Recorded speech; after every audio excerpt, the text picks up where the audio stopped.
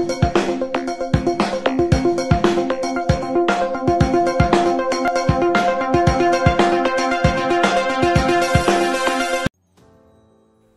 anak-anak, senang sekali ya Bapak bisa bertemu lagi bersama kalian dalam video pembelajaran hari ini di Bahasa Indonesia materi kelas 7. Nah, kali ini kita akan masuk di bab yang baru, yaitu bab 6. Dan materi kita saat ini yaitu kita akan mempelajari mengenai surat. Nah, sebagian dari kita mungkin ada yang belum mengenal surat. Bahkan mungkin ada yang belum pernah membuat surat. Karena kemajuan teknologi sehingga surat pada saat ini sudah mulai dilupakan. Namun jangan salah, surat hingga saat ini masih sangat penting dan sering digunakan oleh berbagai macam instansi, bahkan oleh pribadi. Kali ini kita akan belajar tentang surat dinas. Nah, tujuan pembelajaran kita hari ini yaitu yang pertama, kalian harus mampu memahami pengertian dari surat dinas. Yang kedua, kalian harus mampu memahami unsur-unsur yang terdapat dari surat dinas. Dan yang ketiga, kalian nantinya harus bisa membuat surat dinas. Nah, sekarang kita masuk pada bagian yang pertama. Yang pertama, kita akan melihat apa pengertian dari surat dinas. Nah, surat dinas yang berarti surat yang berisi atau dibuat untuk kepentingan kedinasan. Surat ini dia itu bersifat resmi dan menggunakan bahasa Indonesia yang baku atau bahasa Indonesia resmi. Nah, surat dinas sendiri biasanya dikeluarkan oleh lembaga resmi, entah itu dari pemerintahan atau dari lembaga-lembaga yang lainnya. Nah, unsur yang membangun surat dinas yang pertama, kepala surat itu berisi mengenai identitas dari lembaga yang membuat surat. Bagian yang kedua, ada tanggal surat. Tanggal surat biasanya berada pada bagian kanan atas dari surat dinas. Kemudian yang ketiga, ada nomor surat. Nomor surat secara sederhana dibuat dengan urutan-urutan sebagai berikut. Yang pertama misalnya terdiri dari kode dari sebuah instansi. Yang kedua, urutan dari surat yang telah dikeluarkan dalam 1 tahun terakhir.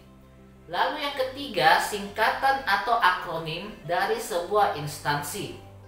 Kemudian yang berikut ada bulan terbitnya surat. Nah, bulan terbit surat dibuat dalam angka Romawi.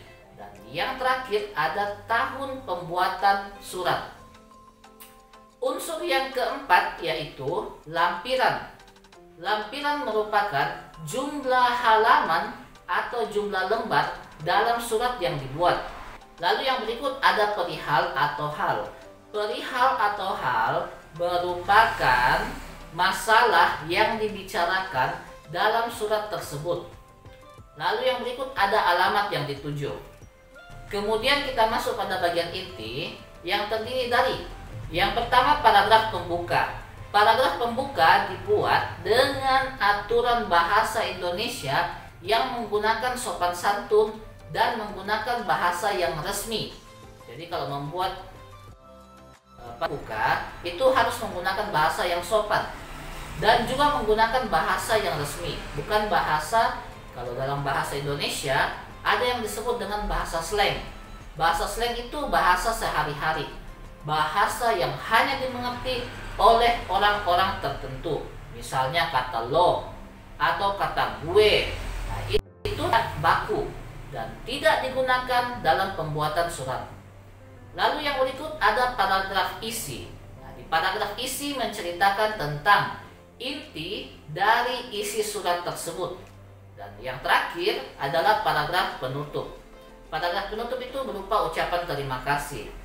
Di bagian paragraf penutup, pada bagian bawahnya ada identitas dari penulis surat, yaitu nama pembuat dan penanggung jawab dari surat tersebut. Kemudian setelah identitas, ada pengesahan dari pihak berwenang, yaitu tanda tangan atau stempel dari instansi tertentu. Dan yang paling terakhir yaitu tembusan. Nah, tembusan ini yaitu surat dibuat dan ditujukan kepada siapa saja. Untuk lebih jelasnya, perhatikan bagian-bagian dari surat resmi berikut.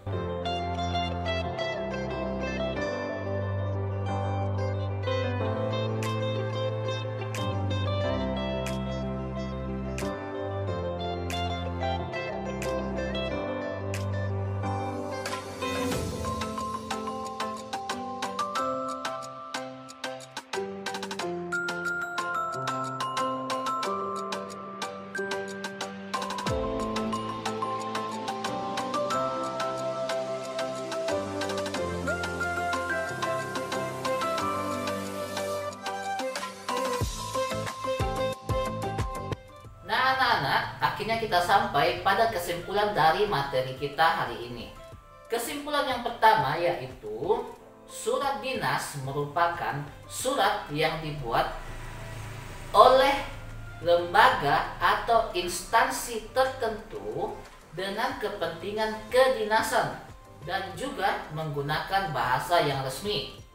Kesimpulan yang berikut yaitu bagian-bagian dari surat dinas adalah: yang pertama tadi adalah kepala surat, yang kedua yaitu tanggal surat, yang ketiga yaitu nomor surat, yang keempat lampiran, yang berikut perihal atau hal, yang berikutnya yaitu alamat yang dituju, kemudian paragraf pembuka, paragraf isi, paragraf penutup, lalu identitas dari penulis surat, dan pengesahan dari pihak yang berwenang, serta bagian akhir yaitu tembusan.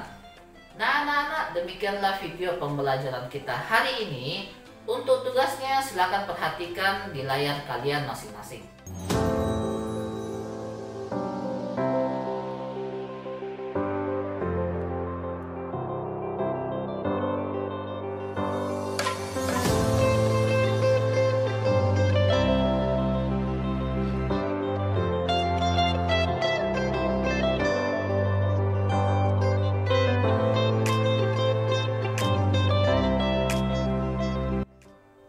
Ingat, jaga kesehatan kalian selalu, tetap di rumah jika tidak ada keperluan yang penting, dan rajinlah belajar untuk mencapai cita-cita kalian.